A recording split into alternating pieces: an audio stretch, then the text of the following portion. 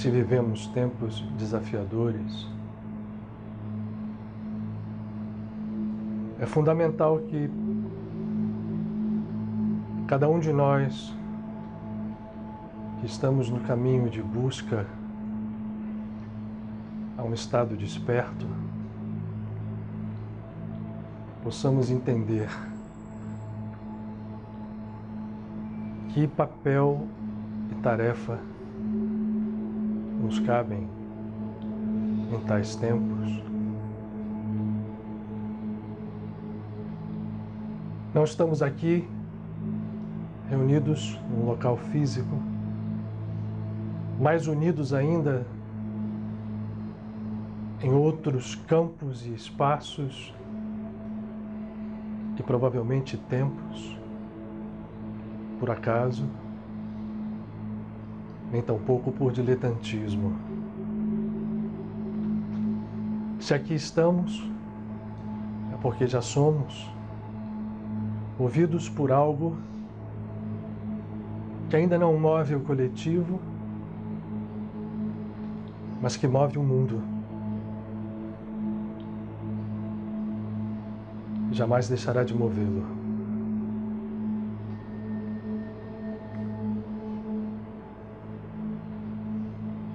Em tempos desafiadores, reconhecendo que, como buscadores, a humildade deverá ser a característica principal da nossa marcha. O amor, entendido no seu mais profundo significado, a única arma que portamos, porque, quando entendido esse significado e corretamente utilizado, não há força que possa se opor à incoercibilidade do amor. Entendido que a humildade e o amor nos guiem, estamos preparados, porque a hora certamente chegou. E ela nos fala de integração, apesar do caos que parece dividir tudo e todos. Ela nos fala de entendimento profundo e compreensão que vai além, muito além das aparências, que são elas também muito mais aparentes do que nos parecem. A Kabbalah tem um dito que, ao nos aprofundarmos mundo a mundo, camada a camada, temos o aparente do aparente, o oculto do aparente, o aparente do oculto. E por fim, sem que seja um fim, o oculto do oculto. Esse caminho é desafio, mas nos valendo de um conceito que já se tornou tão popular, que beirou a algo já visto como chavão, nas linguagens orientais e principalmente no mandarim, o ideograma que nos fala de desafios, crises, é o mesmo. Isso não é apenas um conceito vago, e há que cair em abismos profundos aonde o oculto do oculto nos revela que a integração que move o mundo e jamais deixará de movê-lo está ao alcance de cada um de nós. E quando se torna realidade, um e todo são o mesmo.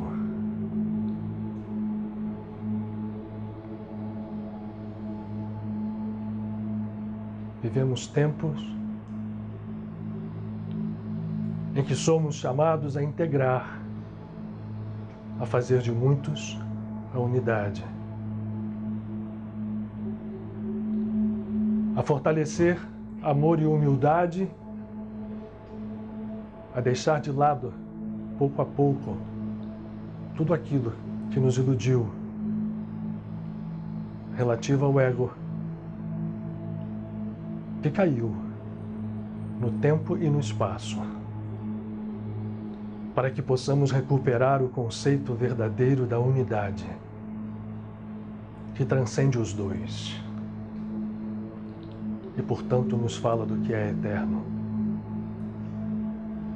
E por ser eterno, é o que se nos apresenta agora.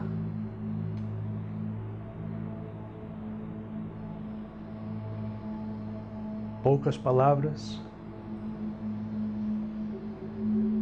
estados interiores e atitudes. Esses são os motores que transformam a vida. E será assim, porque aqueles que mergulham no oculto do oculto o sabem, e nós que estamos nessa busca temos como jamais a oportunidade de sabê-lo também.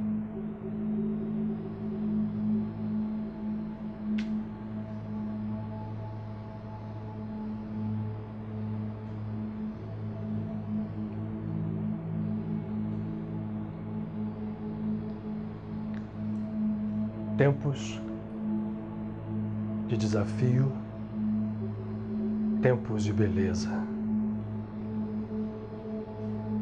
tempos de silêncio e de palavras que dele brotem sem perder nele a raiz. Tempos de vida.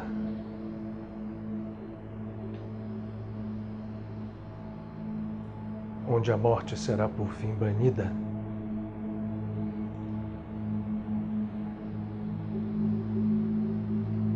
e que seja assim.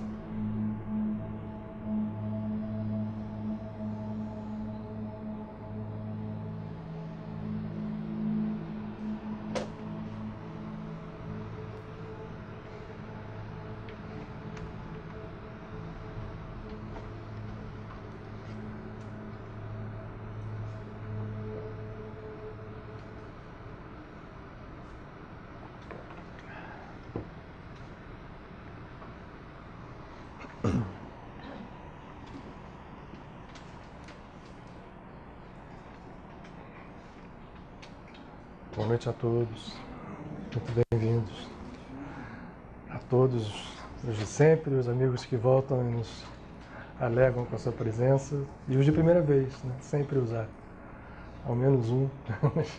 Que bom que a gente está juntos hoje, mais uma vez, num dia tão importante em todos os sentidos, e vamos lá trabalhar juntos, né?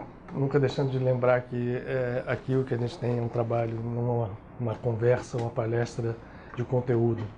Por mais que a gente se valha de conteúdo, mas esse conteúdo não é o fundamento. O fundamento aqui é tudo que acontece pelo nosso conjunto e, portanto, quando a gente fala de trabalho, é um trabalho que ele tem a participação absoluta de todos vocês que aqui estão também. E ele se irradia, podem ter certeza disso. Ainda mais em tempos como a gente vive. Nos dias de hoje é mais que fundamental que a gente tenha essa consciência e se valha dos momentos que nós podemos ter, tais como esse aqui, né? E outros tantos, em tantos outros lugares, porque também é importante que a gente sinalize que isso veio muito hoje na minha cabeça, enquanto a gente sobrevoava sobre o tema do Tao, né, que é o tema do encontro nosso, o Tao Te Ching, né, ou Tao Te Ching, né? E como é importante que a gente entenda hoje que todas as visões vinculadas ao ego e que levam a essas comparações, né, de maior, melhor, importante ou não, desmoronam, e o que a gente fala é de integração, né? Ou há unidade ou a percepção da unidade, e é importante que haja pioneiros nisso, ou a gente não terá uma solução, e principalmente no campo espiritual, né? No campo da substância espiritual, que é a mãe do mundo, que é a mãe da realidade.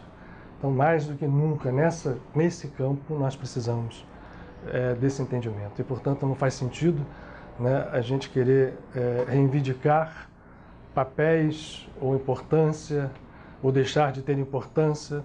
O importante hoje, mais do que tudo, é isso. Valéria, comecei a falar e nem perguntei se você tem... Já tinha perguntado.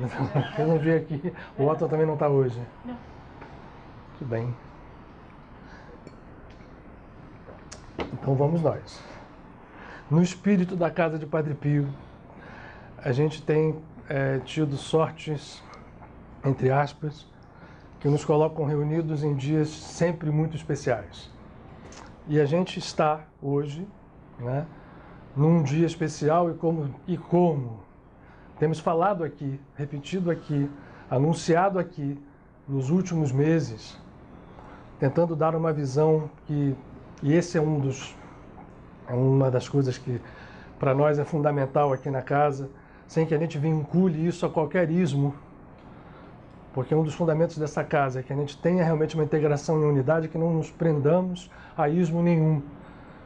E aí, com essa ideia, a gente pode ter liberdade de olhar, aprender, apreender e buscar integrar. Esses são os nossos mandamentos aqui, sempre foram os nossos princípios. E, portanto, quando a gente fala que hoje é um dia especial e vai vincular isso aparentemente a um ismo, que é o caso da tradição judaica ou cabalista, o que a gente procura daqui é desenfaixar das visões egóicas que são naturais ainda. É bom que a gente faça esse parêntese. Nós estamos tão vinculados à nossa estrutura de ego, nós temos certamente afinidades maiores com algum desses ismos ao longo da nossa caminhada. Temos muitas vidas para trás. Podem ter certeza disso, ainda que a gente não seja dono da verdade e não obrigue ninguém aqui a ter essa visão. Mas o fato é que eu expresso uma opinião com toda a franqueza e quando a gente fala, então, portanto, disso, essas vidas para trás vão nos vincular, antes ou depois, a qualquer visão espiritual. É natural que a gente fale de linguagens. Aliás, o que a gente vai falar hoje do Tao, no seu livro principal, que é o Tao Te Ching, fala exatamente da linguagem como instrumento da criação, não sendo um instrumento primordial. Mas a gente não vincula, né? E procura integrar. A visão que nos é trazida pela Kabbalah, e logicamente vinculada ao judaísmo, do dia de hoje a gente tem falado muito aqui. Hoje é o final, já tivemos agora, do primeiro dia do Rosh Hashanah, que é o Ano Novo judaico, e que, como nós fazemos na tradição ocidental com o nosso Ano Novo, com o nosso Natal, são festas que se tornam festas comemoradas de uma forma alegre, mas na maior parte das vezes de uma forma superficial, sem se entender a sua substância. E o que a gente procura aqui ressaltar é a substância. É fundamental, porque não se vincula, não está presa ao judaísmo nem à Kabbalah. É algo que ocorre. Nosso planeta, né, a gente já sabe disso, flutua, melhor dizendo, está inserido num campo que é o universo, chamado universo material, e gira, entre aspas, não circularmente, mas em termos espiraloides, em volta de uma estrela que ela, por sua vez, gira em torno de uma galáxia. E esses movimentos são coordenados por outros movimentos, por outras estruturas, como se nós, e assim vivêssemos numa superestrutura computacional, onde a grande consciência cósmica, que nós não temos como nominar, controla isso tudo por algum motivo que só ela sabe. A gente ainda não sabe disso. Mas o fato é que isso acontece e esse processo ele é completamente computado. Cada mínimo pensamento, cada mínimo ato, cada mínima palavra, cada qualquer coisa que nós, como seres individualizados, pertencentes a essa consciência, emitimos, interagimos, trocamos com esse supercomputador e com tudo aquilo que faz parte dele, todos os outros infinitos seres individualizados em qualquer grau. Esse processo é computado E quando se fala especificamente da nossa zona espacial, no sentido do sistema solar, da nossa estrela, e da estrutura do zodíaco, da eclíptica zodiacal, à volta do planeta, estamos falando de uma estrutura computacional que gere, no sentido de gerir, controlar, aplicar o karma. Nós estamos movidos, portanto, ainda com a consciência que estamos pela lei do nosso karma. E esse processo é espiralar, cíclico, e todos os anos nós passamos por zonas vibratórias, que não são nunca as mesmas, porque o Sol também caminha no braço da galáxia. Nós caminhamos, são processos que mudam, mas possuem uma semelhança, uma escala de semelhança. E todos os anos, num determinado momento do ano, quando o giro zodiacal se aproxima do signo de Libra, e na visão da Kabbalah, que é uma visão astrológica vinculada a uma zona móvel, lunisolar. Então, para a Kabbalah, nós já entramos a partir da noite de ontem, no mês de Libra. Apesar de ainda não chegarmos isso na astrologia que nós temos hoje, que também, todas são linguagens que falam da mesma coisa. A primeira coisa que a gente... Qualquer é melhor que a outra. É o exemplo daquilo que eu falei. Não existe melhor que a outra. Tudo se complementa. Cada uma vai com a sua linguagem completando um grande mosaico. Quando a gente chega perto desse momento, estamos numa zona vibratória em que se faz uma avaliação kármica. Mais especificamente do ano, ou seja, dos dias anteriores, dos 364 dias que passaram, mas sempre vinculado a tudo aquilo que há para trás em termos de passado, levado aos milênios. Todos os anos, nesses 2 dias, se faz o que se chamaria de um julgamento kármico. Mas tem um lado bom da notícia. Se nós estamos despertos, se nós estamos conscientes, se nós temos uma consciência aberta, há uma chance, ao mesmo tempo em que esses 2 dias se apresentam, para chancelar o karma, de nós fazermos uma mudança que pode chegar ao nível, se nós tivermos um grau de consciência tal, de integração ao entendimento maior do que seja a vida, do que sejam os seus mecanismos, de como interagir com ela, de que forças utilizar. Chega a um ponto que nós podemos gerar, para ser bem específicos, karmas e, quiçá, entrarmos em outra lei. E aí, valendo da liberdade que nós temos nessa casa. Lei que foi anunciada por todos os grandes avatares, todos, inclusive dentro da própria tradição judaico-cristã. Jesus Cristo, por exemplo, foi um que, com toda a clareza, como fez Bhagavan Krishna, anunciou que o grande momento e o grande movimento da criatura é sair da zona kármica e se integrar naquilo que foi chamado por um dos seus discípulos. E tão mal entendido a partir dessa denominação, e a gente vê como as palavras são arriscadas, entrarmos numa zona que se chama de lei da graça. Essa foi uma denominação utilizada pelos apóstolos de Jesus quando entenderam que a sua missão, e ele foi muito claro sempre quanto a isso, não era dizer que havia karma. Buda já tinha falado, Krishna já tinha falado, todas as tradições espirituais compartilhavam da ideia de que nós obedecemos a uma lei específica de causa e efeito, que se aplica matematicamente, e que somos presos a ela, e que todas essas tradições remontam a uma estrutura mitológica que expressa muito bem isso. No caso nosso ocidental, são as figuras de Adão e Eva e a queda do paraíso. A saída de um estado edênico para um estado de viver do seu próprio esforço, viver dos frutos do seu trabalho, viver da sua luta, viver do seu karma, e colhendo o que planta. O estado edênico, ele nos dá um sobrepasso sobre essa lei. E todo o nosso trabalho aqui, ainda que a gente não saiba, é lógico que transformar karmas e queimar karmas faz parte de quem está vinculado aqui, mas o fato é que nós temos que superar isto e saltar para um estado que foi chamado pelos discípulos de Jesus de estado da graça. E muito mal entendido por aquilo que seguiu com a chegada e a saída de Jesus da Terra, sob a forma das escolas religiosas que se compuseram à volta da sua mensagem. Dando a lei da graça como algo atingível por... Sempre assim, né? Ou é uma indulgência vendida, ou é um processo externo qualquer, que não faz a gente atingir lei nenhuma. Os processos passam por dentro.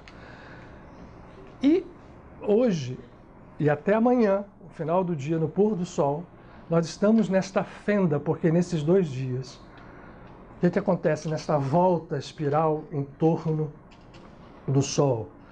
Chegamos a momentos cada vez diferentes em que esta oportunidade se abre para que nós transformemos o nosso estado de prisão kármica em algo mais livre, quiçá totalmente livre, dependendo do trabalho que nós tenhamos feito.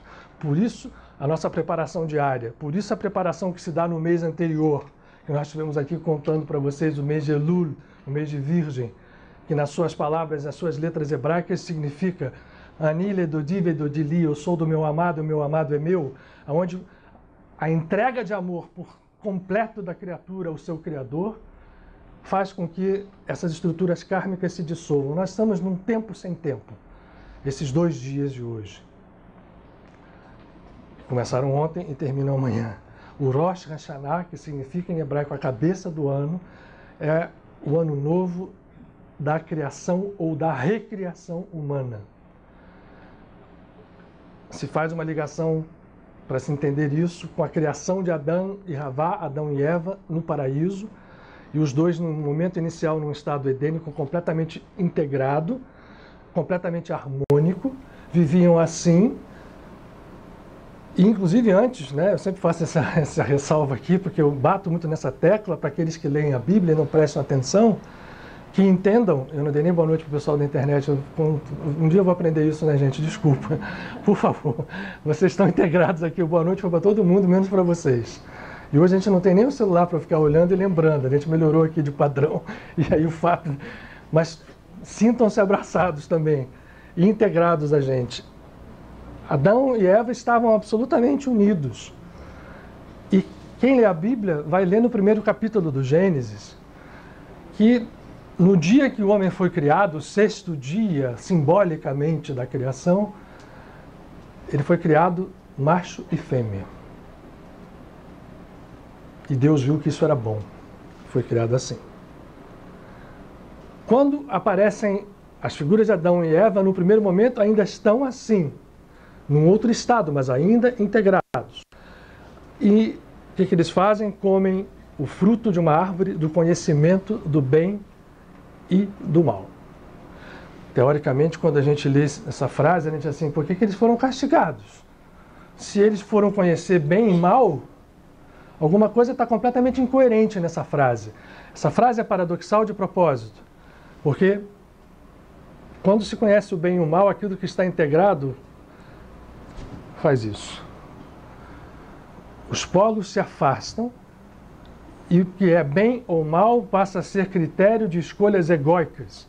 A queda se dá aí, quando se passa a entender que algo é bom ou algo é mal, não entrando em juízo de valores. Isso aqui levaria a discussões. O entendimento do que seja bem e mal é algo que contribuiu para a instalação da lei kármica dentro, e agora vamos falar em termos amplos, não foi só no planeta em que a gente vive, foi no universo que nós habitamos. Isso tudo tem a ver o quê? Primeiro, que a gente tem chances, e nós estamos nesse momento, para movimentarmos as forças interiores. Ainda dá tempo de fazer alguma coisa. Se não fizermos ainda, e não precisa fazer em metodologias cabalísticas, e o bom aqui da casa é isso. Cada um faça do seu modo, até porque, se nós vamos olhar com uma distância telescópica, a gente percebe perfeitamente que todos os grandes avatares de todas as grandes tradições tinham consciência plena do que acontecia em outro nível. E, portanto, já falam de forma complementar. É fácil para quem tem essa visão de integrar o que o Bhagavad Gita diz com o que o Evangelho, com o que a Torá, com o que os sutras budistas e por aí vamos. Usam como linguagens aparentemente diversas, mas que falam no seu cerne mais profundo de uma mesma integração.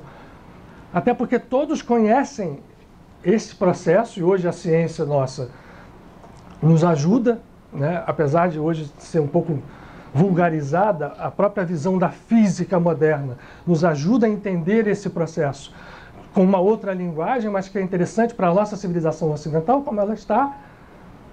E a gente entendendo isso, vê que todos falavam do mesmo processo, de que há uma ruptura num universo caído e que o processo de retorno é esse que nós estamos vivendo.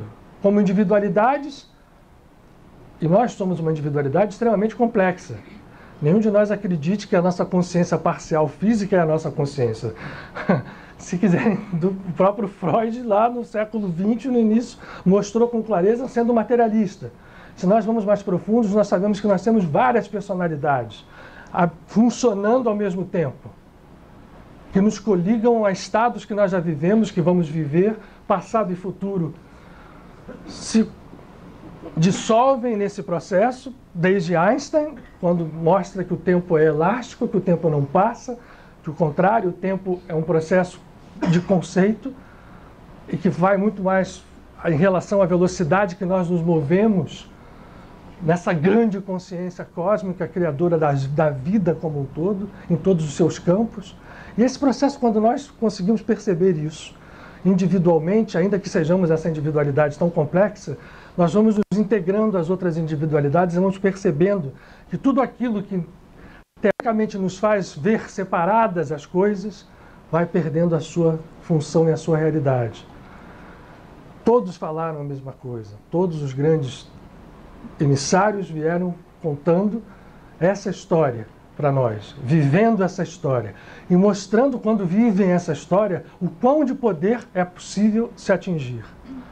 E, paradoxalmente, eles se entregam num determinado momento, quase todos eles, enfim, as reações que ocorrem a Jesus, todo mundo sabe o que aconteceu, né? Os grandes profetas hebreus todos foram atacados pelas estruturas do seu tempo, o próprio Krishna, o próprio Buda, e assim nós vamos, mas os tempos hoje são tempos de integração. E nós aqui temos a condição de entender isso. Quando falo nós aqui, Casa de Padre Pio, entendendo essas linguagens sem nós nos prendermos. Porque isso tudo que eu fiz aqui, essa história da Bíblia, tem tudo a ver com a história e com esse livro, que essa obra que hoje é objeto da nossa conversa nos traz, o Tao Te Ching, que é um dos grandes pilares dessa sabedoria universal, uma das grandes linguagens, e que foi trazida ao Ocidente também de forma tardia, como também foi o Bhagavad Gita e o Mahabharata. A gente já viu isso aqui nos últimos dias. E como tem tudo a ver com esse dia que nós estamos vivendo hoje. Rosh Hashanah, se nós formos olhar com essa linguagem aqui, nos diz: remetam-se ao Tao. E ao fazerem isso, vão encontrar a substância real de tudo o que há, sem que essa substância possa ser entendido como substância. Bom, nós vamos fazer uma linguagem aqui que nós vamos ter que nos valer de aparentes ou reais paradoxos. Porque não há como entender sem essa abordagem o que nós vamos buscar hoje aqui nesse espaço curto de tempo. Perceber que uma linguagem absolutamente, aparentemente, completamente diversa do momento, por exemplo, do Rosh Hashanah, nos fala com tanta clareza, e mais do que isso, nos prova com tanta clareza a sua eficácia.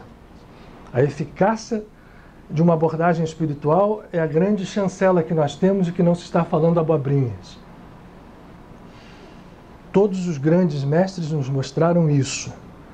Ainda que em alguns momentos, vamos lá, para o mais perto de nós, Jesus, por exemplo.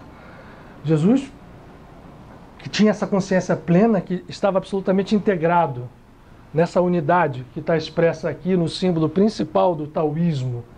Surgiu um ismo depois do Tao, até pouco vinculado à estrutura das obras originais de Lao Tzu. Mas Jesus mostrou com toda clareza que uma alma, um ser integrado, ganha um poder absoluto. E expressou isso claramente durante todo o tempo em que passou. O único momento em que ele, com absoluta consciência, diz: agora terminou, é o momento em que eu vou me entregar porque eu quero. Ele disse isto com muita clareza antes, várias vezes: ninguém me toma a mão enquanto não for decisão minha. Mas ele podia dizer isso. Seu estado de consciência permitia que nada o atingisse, porque ele vivia a partir de um plano de realidade que para nós absurdamente é dado como irreal. E esse é o grande fundamento dessa conversa de hoje. A visão do Tao, a visão de todos os grandes, é mostrar que nós invertemos a realidade e atribuímos irrealidade ao que é real. E, portanto, tudo nos confunde. Ficamos presos em estados vibratórios, em campos que não nos cria toda uma confusão e deixamos de olhar para onde a solução está. Jesus sabia disso e se manteve indene a qualquer ameaça o tempo inteiro que passou e curava as pessoas, transformava as pessoas, usava esse poder para se desmaterializar, para materializar. E nós vamos ver isso se repetir em todos os grandes avatares. Aqui mesmo, no século XX, nós temos aqueles que vieram retornando com o conhecimento profundo da Índia, védica, para o Ocidente, entre eles para Mahansa Yogananda e outros tantos, Satya Sai Baba até pouco tempo, que mostravam que matéria para eles é apenas um estado inferior de uma vibração e a substância real não é a matéria. A matéria é uma substância que se torna ilusória, apesar da sua aparente concretude. Por que se chama de ilusão e de maia? É porque nós fechamos os nossos antolhos e entendemos isto como real e nada mais como real. Aí criou-se a grande ilusão. E ela passa a ser ilusória. Eles não entendem que o que é real é o invisível. E por ser real e o invisível, é dali que vem o poder que, por exemplo, um Satya Sai Baba, apesar de acusado de tudo quanto foi, é normal que um ser dessa natureza o seja, de fraudador, disso, daquilo, outro, domina. Né? É isso que nós vemos com toda clareza, isso que todos eles fizeram e mostraram, não para se exibir, mas para mostrar que isso era um direito natural da criatura. E todos foram muito claros. Krishna no Bhagavad Gita com Arjuna, Jesus com seus discípulos, para a gente ficar só com alguns, mas Buda também, mostrar, não sou eu que posso só. Eu não sou um Deus separado da criação, eu não vim para cá me encarnar porque eu sou Deus. Vós sois deuses. Ele se vale uma frase de um salmo que diz, vós sois deuses. Vocês estão falando que eu me chamo de Deus, mas está lá no salmo, vós sois deuses, porque vocês são. Nós todos temos essa divindade. O problema é que a gente não vive isso, porque para nós o que é real parece real e vice-versa. Todos falaram isso. E um dos que falou isso com muita propriedade, apesar da linguagem ser tudo aquilo que não nos ajuda quando a gente olha o Tao Te Ching, né, o King, o Tao Te, como a gente queira, foi esse livro, essa obra. Que é uma obra, apesar de parecer, né, ela remonta a tradições muito antigas, mas ela foi constituída muito próximo. É muito interessante a gente olhar de forma telescópica, porque a gente vai vendo como é que o mundo tem uma unidade, apesar da gente, né, mergulhado aqui nessa visão baixa desse plano físico, não consegue enxergar. Nós vamos ter claramente, de modo concomitante, naquilo que se chamou tempos antes de Cristo, antes da Era Comum,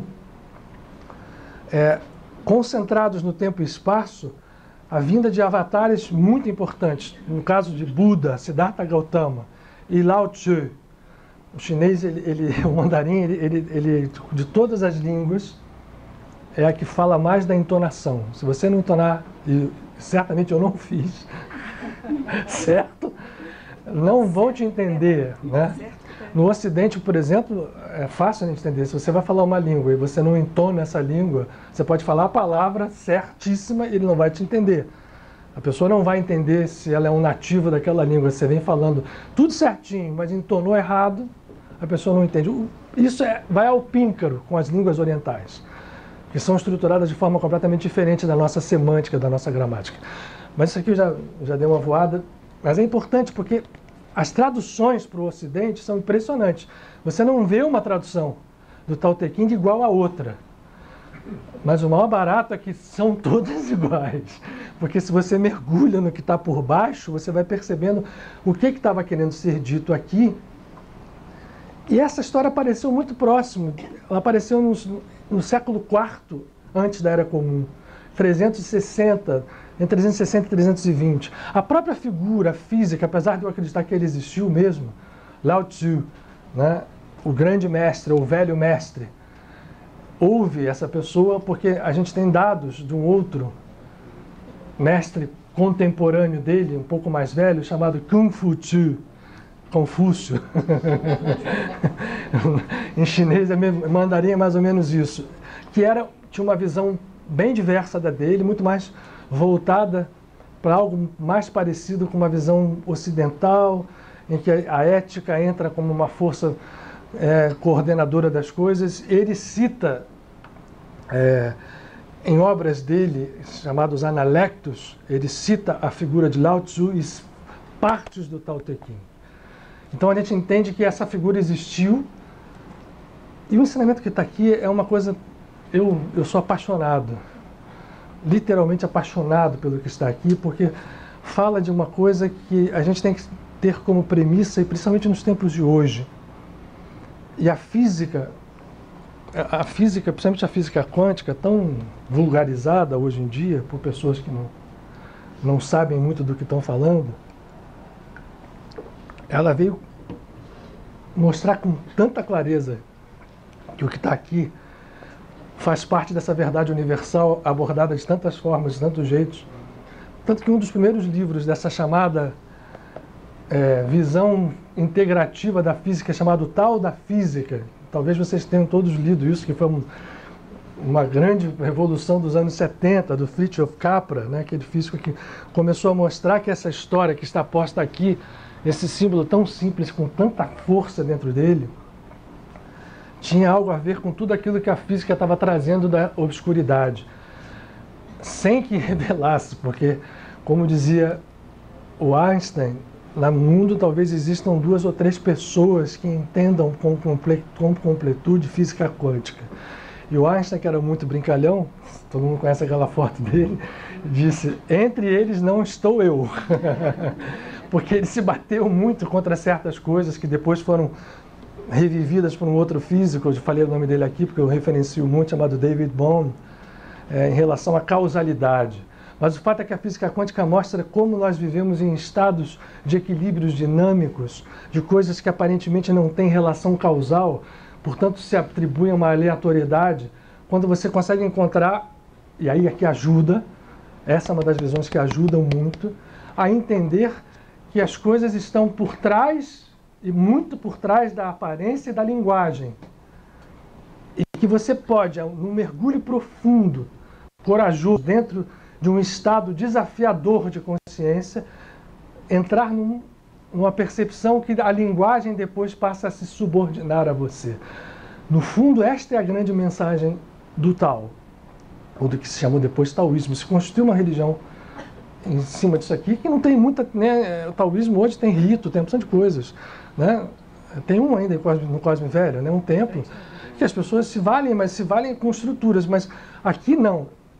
E o que eu vou tentar a gente fazer aqui, eu separei algumas partes do livro numa tradução que é uma das primeiras, de Richard Wilhelm, de muitas, que no fundo você vai vendo como é que se compõe, mas o chinês é difícil de traduzir. Ideograma chinês, frases chinesas, onde você às vezes não tem nada que você possa usar comparado com um verbo, uma estrutura, né? Sujeito, verbo, objeto, adjetivo, e aí você tem que criar, por exemplo, né, um ideograma, um exemplo só para vocês, o ideograma que diz andar 10 passos, pode ser perfeitamente traduzido como 10 andar. 10 andar de quê? De um prédio, né? É tudo muito aglutinado, porque, no fundo, a mentalidade original dessa espiritualidade fala disso aqui. E aí eu só queria, antes da gente puxar algumas passagens do Tao Te Ching para poder analisarmos e buscarmos juntos para entender como isso dá força. Não é? A ideia aqui não é informar vocês sobre isso, é mostrar como isso tem... Até porque todo mundo já viu, olha coisas que vêm dessa filosofia aqui. Alguém já viu Mestre de Kung Fu? Desde aquele filme, né, do gafanhoto que passava na década de 70, mas reais mestres de Kung Fu? A base é isso aqui. Não se faz nada de um real mestre de Kung Fu, não os caras que vulgarizam isso, mas que você não baseie no entendimento da força que vem dessa aparente fragilidade, que não tem nada de frágil. Derivados disso tem o Aikido, por exemplo, né, que surge no Japão, porque o Zen, ou Shan, como diz, que foi fruto da visão do taoísmo, vamos chamá-lo assim, para facilitar. O Zen surge com mestres que vão colher na fonte do Tao, mestres budistas que vão levar o budismo à China, e o Zen budismo é um derivado direto, porque o Zen budismo ele é radical e o Tao menos um pouco, mas tem essa visão de entendimento que a gente precisa se apontar para a realidade final para fugir das irrealidades, para depois a gente descer para as irrealidades, que são os planos de emanação. A gente precisa ir ao Tao. De lá a gente vem, e não mexer aqui, porque a gente vai conduzir a vida. Nós estamos aqui todos. Todos nós temos história, temos memória, temos karma. Mas nós, certamente, todos nós, sem exceção, estamos presos dentro dessa caixa vibratória das facticidades, como diz um dos grandes tradutores, que não é esse que está aqui, Roberto Roden, em vez de sair para a causalidade. E essas facticidades nos enfeitiçam e a gente trabalha com ação o tempo inteiro, agindo no mundo material e só nos valendo dessas forças que são eco desse processo aqui, que na verdade já é uma expressão menor de algo que não tem. E aí onde está a radicalidade que o Zen e o Tao buscam, que não tem nome. Quando eu digo o Tao, ou eu dou um nome qualquer, eu já fiz o primeiro movimento em relação à criação de uma linguagem, e isto imediatamente gera riscos. Georgian, você pode baixar a árvore da vida? Já que nós estamos aqui numa coisa integrada, antes da gente mostrar, eu vou fazer um desenho aqui enquanto o Georgian baixa ali.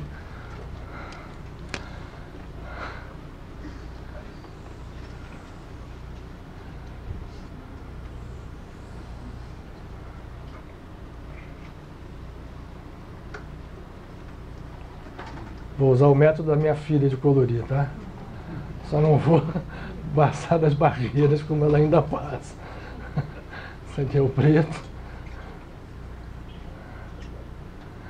Esse daqui, mais fácil. Obrigado, Jorge. Você tem o meu... Eu só vou pedir para que baixasse por um motivo. Para a gente ver como se fala sempre sobre a mesma realidade, seja qual for a linguagem que a gente aborde. A palavra Tao é difícil de definir, e o próprio Tao Te Ching, em diversos momentos da sua extensão, ele vai dizendo isso com toda clareza, que definir o Tao é impossível. Ainda que seja impossível, eu preciso me valer da linguagem. Reconhecida essa limitação, eu começo a entrar no campo dos limites. E eu dou limites àquilo que é ilimitado, e o Tao, por sua natureza intrínseca, é ilimitado. E aí vai se usar um termo em chinês que vai equivaler a esse termo que eu estou apontando aqui em cima, ó, na árvore da vida. Isso aqui é uma estrutura. Eu acho que a Kabbalah, para nós ocidentais, tem um grande valor. Qual é o grande valor que ela tem, independente da sua profundidade, da sua eficácia, porque todos esses mergulhos nas realidades profundas trazem eficácia, porque ninguém está aqui, nenhum de nós está aqui para colecionar saber.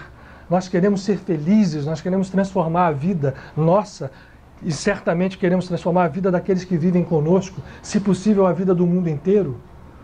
E isto se consegue entendendo e praticando o que essas linguagens nos apontam. Então não é para ficar sabendo só. E ficou mas dá para vocês verem ainda. Essa estrutura toda aqui, eu digo que o Ocidente é... Porque nós aprendemos a viver numa linguagem que nos apresenta esquemas. Desde uma leitura composta, né, de palavras que se formam com letras, que têm estrutura semântica, que se vão compondo, e não como vem do Oriente, com ideogramas inteiros que falam uma frase ou falam várias possibilidades dentro do mesmo ideograma, o tal da crise e oportunidade que ficou aí famoso, né, pelos consultores que dizem é o mesmo ideograma. Ora, essas estruturas dizem a mesma coisa que está dito aqui, ó. Vejam como eles são integrados. São tão integrados que tudo que está aqui está resumido aqui. Só que é importante que a gente entenda isso que está aqui, porque para nós facilita. Eu estou apontando uma palavra o tempo inteiro que está fora da árvore da vida. Não sei se vocês estão vendo, ela está posta num papelzinho aqui. De propósito. Por quê? Para a visão da Kabbalah, o que está aqui é chamado, de uma forma bem taoísta, de existência negativa. O que está aqui, essas três expressões, uma palavra e duas composições a partir da mesma palavra, não está dentro do campo da existência. E quando a gente fala... Caramba! Parou de piscar. Não, continua piscando. Cláudio, eu vou te pedir esse favor. Até eu tentar, porque tem um botão ali no bolso. Desculpem, gente. O ânimo aqui. Obrigado, Cláudio. Essas três expressões, portanto, estão no campo da existência negativa. E o que existe a partir da existência negativa, para a gente entender, eu estou descendo com a luz aqui porque o nosso universo físico, está aqui. Quem está atrás não está vendo, mas é o último rabicho da árvore. É um ponto, é uma esfera isolada chamada de Asiá, num plano, chamado de planos ou universos específicos da criação. Asiá, que é vinculada a uma estrutura chamada o reino, Malchut, em hebraico, que foi uma palavra extensamente utilizada, por exemplo, por Jesus de Nazaré. Né? Está até no Pai Nosso. O reino dos céus, Malchut. Só que o reino dos céus, aqui esse aqui é o universo físico. Portanto, tudo isso aqui é existência suprafísica, em diversos graus de padrão de frequência, mas todos compondo uma mesma e única consciência. Desse ponto único, aonde saem esses dois, é um ponto que já perde muito da sua definição, a chamada coroa, e portanto ela está fora da cabeça. Ela coroa algo, no sentido simbólico, já é fora de uma existência como a gente concebe, mas aqui muito mais ainda. Essa palavra que eu fiquei o tempo inteiro e ainda não disse para vocês, mas muitos de vocês sabem, Ain, é nada. Uma das traduções é o nada. Caramba, então o nada que a gente fala, a gente dá uma... Olha só o paradoxo, a gente dá uma definição para nada de algo que não é nada. Não existe, porque para nós o que existe é o que vale. Só que para nós o que existe é o que vale é algo completamente ilusório. Porque o que existe para nós é fruto desse nada. Porque esse nada, e olha como a linguagem se confunde aqui. E por que o Tao e o Zen falam de idas diretas à realidade, passando por cima ou passando lotado por sobre a linguagem que nós conceituamos, por mais perfeita que ela seja. Porque o nada é a única coisa que pode expressar algo que nós não sabemos definir. Nos Vedas, as definições da consciência criadora são de tudo que ela não é. Ele não é isso, ele não é aquilo, ele não é... Porque ele não é. Como você dá definição, dá fim ao que é infinito. E portanto é um nada, e vai aparecer a palavra infinito aqui. Esta expressão significa sem fim, ou infinito. Portanto, do nada original, onde nada pode alcançar, muito menos a nossa consciência, a nossa definição, surge o sem fim. Do sem fim, o Ein Sof, que é a coisa mais próxima do que nós podemos chamar de um criador. Porque o nada, eu não sei o que é. É mais do que um criador, não sei se eu estou sendo claro. Os tempos são desafiadores hoje. Nós não podemos nos agarrar mais a figuras à nossa imagem e semelhança. Nós somos imagem e semelhança desse Criador. É preciso inverter o processo. Eu preciso ir para lá. Portanto, o sem fim já nos dá uma ideia. Ainda que você falar de infinito, eu mostro aqui para vocês duas... Já fiz isso aqui algumas vezes. Para vocês, vou falar agora, já que a gente está com um tempo hoje razoavelmente bom. O infinito é algo sem fim, não é isso? Não tem fim. Há infinitos maiores do que outros? Tem? Não? Vamos contar? Números pares. 2, 4, 6, 8, 10. Você vai ao infinito com eles? Números ímpares. 1, 3, 5, 7. O infinito dos números inteiros é maior do que o dos pares e dos ímpares? É ou não é? Essa é uma boa pergunta. Não é? Porque eu tirei todos os números ímpares e continua sendo infinito, tirei todos os números pares, continua sendo infinito, somei os dois, continua sendo infinito, no nosso conceito limitado é maior. Mas eu acho que você está certa de dizer que não é. Mas para dizer que não é, a gente precisa subir aqui. É porque eu vi no tal todo dia. Não é? Então, olha só. Na Kabbalah, quando o infinito começa a se manifestar, vem essa palavra Or, que significa luz. E, portanto, luz é o símbolo de que a consciência que está aqui no infinito cria vibração, cria frequência, cria realidade. Ela é a realidade e emana realidades que estão muito ainda acima da nossa caixa de prisão, da nossa Matrix, para a gente se valer lá do filme, que está aqui. Nós estamos presos consciencialmente aqui. Esse caminho único está muito bem representado na árvore da vida, porque é fácil da gente entender que se eu passar uma régua aqui, eu cortei toda a ligação com isso. É o que acontece conosco. No nosso universo, de uma forma geral, no nosso planeta, de uma forma absolutamente particular. Em outros também, em outros planetas menos, tanto que a gente hoje convive com seres de outros planetas o tempo inteiro, que já estão, alguns já estão aqui em cima, outros estão no caminho, é uma coisa muito bonita, mas o fato é a grande luta do universo, é voltar a isso.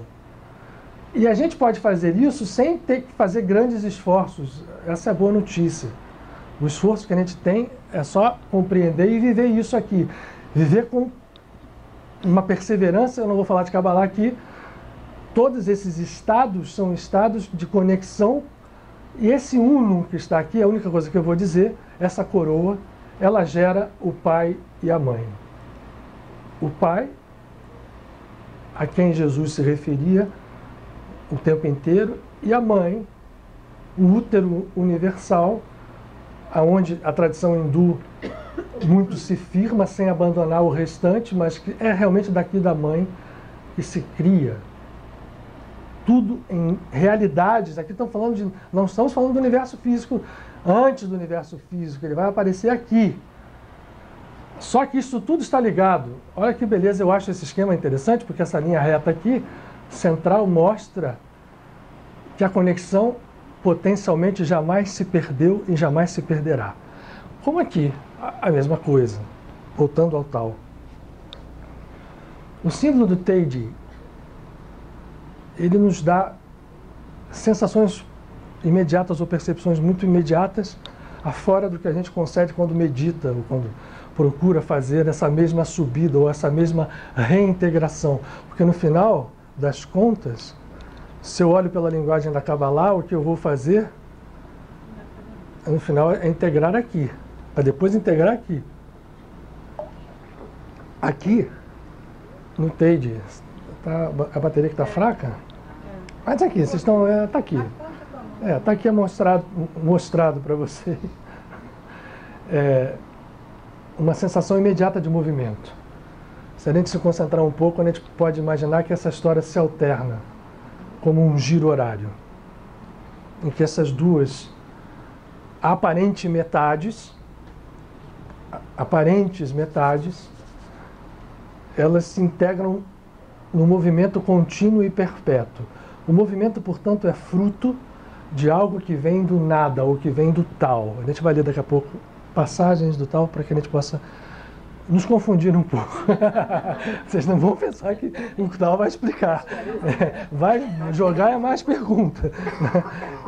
E esse movimento é a expressão que sai, olhando aqui na comparação, essa história também está em movimento permanente. E aqui essa descida dessa força emanadora se expressa nessa integração, que são chamados a polaridade positiva, e esse nome positivo, lembra da história de conhecer o mal e o bem?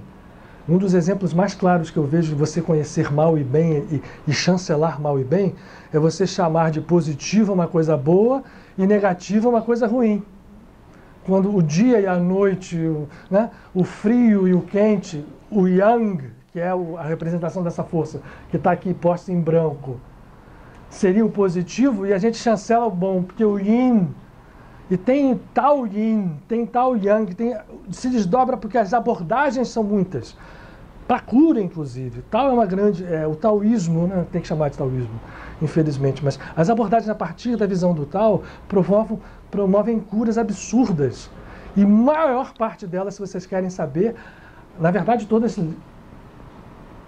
propugnam e buscam atingir o equilíbrio, mas a maior parte delas ela passa pelo lado yin, o lado acolhedor, o lado feminino. E aí, feminino negativo, masculino positivo, por que razão? E nós atribuímos a palavra positivo na nossa linguagem comum a algo bom e negativo a algo ruim. É o tal do fruto lá do conhecimento do bem e do mal. Comeu esse fruto, e por isso que eu fiz esse desenho aqui. Mas vamos, antes dele, vamos ver uma coisa clara daqui, que é, tem um ponto branco no meio da estrutura fluida, interessante, né? Porque ela é a beleza dessa fluidez, né, do desenho que sai de um ponto inexistente para crescer e se integrar no crescimento do outro, e isso num giro perpétuo. Aparece um branco aqui por detrás e um preto aqui. Se vocês entenderem isso como superposições, fica claro para a gente que nós estamos falando aqui dentro do yin, né, ou da visão chamada negativa, do polo negativo, está a semente do outro.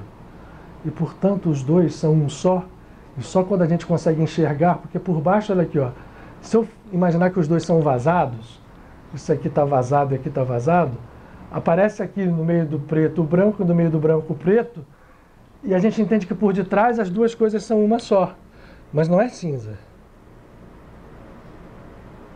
Essa é uma das grandes afirmações do Tao. Não é um cinza, no sentido de que você misturou, é a história de botar a cabeça no forno e o pé na geladeira. Mistura para nós é isso. Mas para o Tao não é. Essa mistura da separação não chega a um resultado final. Para essa visão aqui, o que se integra é a integração na mesma natureza. Que no fundo é a única natureza. É a única que é real. Portanto, quando eu integro esses dois polos, uma das formas da gente abordar isso na nossa visão mais conceitual é imaginar que isto gira, e gira em velocidade muito acima das velocidades conhecidas, inclusive da limitação nossa aqui, que é a velocidade. Lembrem que aqui está a palavra luz. Ora, a palavra luz que está aqui é uma luz que tem uma frequência vibratória muito maior, padrões de onda quase que absurdamente varam muito o campo quântico, no sentido de que ele seja o limite dos padrões conhecidos de vibração, muito mais, e isso vai acabar descendo aqui aonde temos a nossa luz lá, que vibra em frequências do que a gente vê, da luz visível, e das luzes, das frequências eletromagnéticas que a gente não vê, infravermelho, ultravioleta, raio-x, e todas vão. Aqui está muito mais veloz, em frequências muito mais altas. Quando a gente desce para cá, a gente está encarcerado num padrão, num molde, e esse desenho aqui ajuda, num molde que tem um limite de velocidade, que é são os 300 mil quilômetros por segundo da velocidade da luz, que Einstein descobriu que são uma constante no nosso universo. A luz não varia a sua velocidade relativamente a outro movimento, ela é sempre a 300 mil quilômetros por segundo. Só que pode romper, sim. A gente pode romper. Quando a gente rompe isto, rompe o espaço, rompe o tempo, rompe o karma. Porque quando eu começo a entrar nesses reinos mais profundos, a aceleração vibratória da nossa consciência vai nos conduzindo subindo de novo, aumentando a velocidade de novo, e esse processo em giro permanente, ele não tem mais a separação que está mostrada aqui nesse esquema para que a gente entenda. Toda a visão e todo o trabalho de Lao Tzu é mostrar que o Tao que ele é anterior a isso, ele não pode ser nem definido em esquema nenhum. Portanto, quando eu entro num esquema desse, eu estou entendendo que aqui estão acontecendo movimentos de uma velocidade ainda completamente inatingível para nós, porque nós vivemos aqui. Quando nós comemos o fruto da árvore do bem e do mal, nós separamos esses polos. E aquilo que a gente chama de positivo e negativo ganham contornos de definição, ganham contornos de conflito. Nós estamos vivendo agora isso aqui. Na nossa vida planetária, na nossa vida, enfim, material, de pessoas, eu sou o bem. Não, não é você, eu sou. Você é o mal. Não, é você. E porque eu sou o bem, eu vou te atacar, vou destruir, porque eu, como bem, tenho direito a fazer isso. Quem vai dizer? Todo o nosso planeta, a história dele é a repetição desses fatos. Historicamente, a nossa história não precisa orar muito. Muitas pessoas insistem em pensar assim. Continuam agarradas aqui, achando que as coisas se resolvem aqui, e não se resolvem. É preciso ter a coragem de subir o nível de consciência, porque uma das grandes coisas que o Tao fala, e que choca as pessoas que não têm essa visão, que estão presas aqui, é da força do não agir. O Tao fala de uma coisa da não ação, que quem tem essa visão presa, quem está olhando aqui, vai que absurdo. Vou ficar parado, não vou fazer nada na vida e tudo vai cair no meu colo. As complicações boas, no sentido bom, começam aí. Porque ele fala de não agir, como, por exemplo, Krishna fala de não agir para Arjuna no Bhagavad Gita. Jesus, ainda que tudo que se escreveu em volta deles vai encapando a sua palavra de uma forma, né? Ele, com muita clareza, fala dessa propriedade do não agir. No sentido não agir, não é de você ficar parado esperando uma coisa cair do céu no teu colo. É você entender que a ação física, ela é a última de uma série de processos, e não a primeira. O que nós fazemos, eu vou voltar nesse conceito o tempo inteiro, é de que a gente entende que a primeira coisa a fazer, eu tenho que acontecer, e sai invertendo o polo. Começo por aquilo que devia terminar. Tanto que numa luta, vamos para as artes marciais. Um lutador de Aikido, um lutador de Kung Fu, e eu tive a alegria de conhecer um pouco isso na minha adolescência, você em nenhum momento você vai adivinhar o que a pessoa vai fazer e nem vai agir antecipadamente a nada. Você apenas vai, quando eles falam de compor o movimento da vida, e a gente não consegue fazer isso, os grandes mestres, se vocês tiverem curiosidade, no YouTube hoje tem o fundador do Aikido, que viveu no século XX, viveu depois da guerra, um japonesinho desse tamanho, e ele dominava em tal grau essa consciência dessa energia, porque o Aikido hoje tem, você vê lá o Steven Seagal, né, os golpes, os caras trouxeram para o campo da ação, e a gente acaba que você aprende isso, e é absurdo o que acontece, né? Alguém treinado em Aikido, sem mexer um dedo, eu jogo uma pessoa longe, eu não. Longe, nunca mais vi nem cheguei perto, mas alguém faz. Mas o Morihei, né? O Ueshiba, fundador do Aikido, o nosso grande mestre, o Sansei, e não é mentira, porque parece uma coisa forjada, mas não é.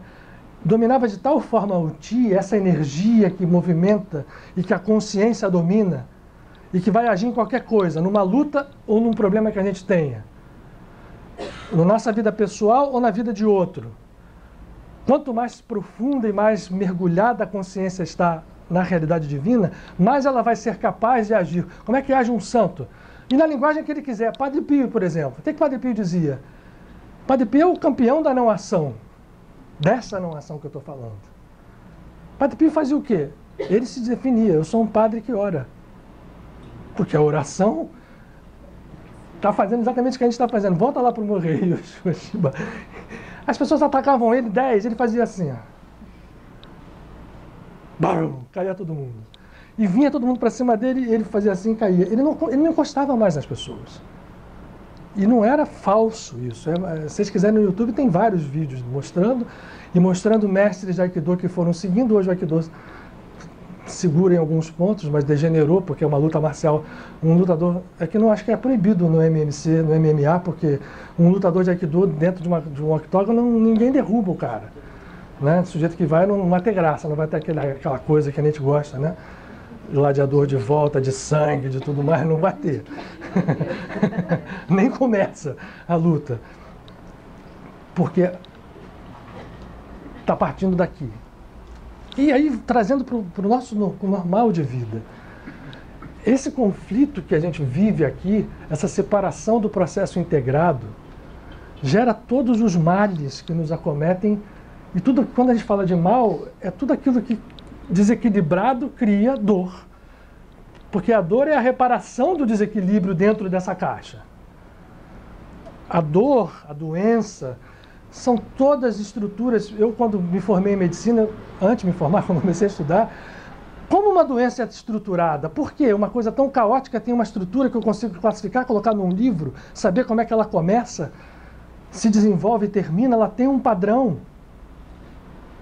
Porque esse padrão obedece à chancela que nós damos a ele no mundo em que a gente vive. Nós somos criadores de desequilíbrio. E o universo em que a gente vive nos responde dessa forma desequilibrada e favorece a essas lutas intermináveis que nós temos, como se nós estivéssemos nos debatendo. Essa é a visão que me vem muitas vezes, nos debatendo em processos sem controlar, ao sabor de ondas. E é verdade, porque nós estamos sendo permanentemente bombardeados por essas ondas kármicas. Né? Imaginemos nós mergulhados num mar revolto, e hora você está com a cabeça fora, e hora você está mergulhado, e hora você conseguiu pegar uma onda, hora aquilo te derrubou, hora aquilo... Esse é o grande processo. O Tao diz, quando você cai num mar revolto, ligue-se lá em cima e nada vai te acontecer. Vamos começar a ler? A gente já são 9, agora chega, né? Vamos nos confundir mais um pouco. Essa tradução aqui é boa, mas se eu lesse uma outra junto aqui, vocês vão dizer, o cara falou uma coisa e o outro disse outra. Vamos lá, então, ele é um livro que tem 5.000 palavras, 5.000 ideogramas chineses, e logicamente que cada tradução tem, dependendo do tradutor, ela vai para mais ou para menos. Esse aqui tentou fazer uma coisa muito próxima do chinês original, do mandarim original. E a dizer que o seguinte, só para falar um pouco da figura, então, ele foi muito respeitado e, a partir da sua visão, a China desenvolveu alguns impérios.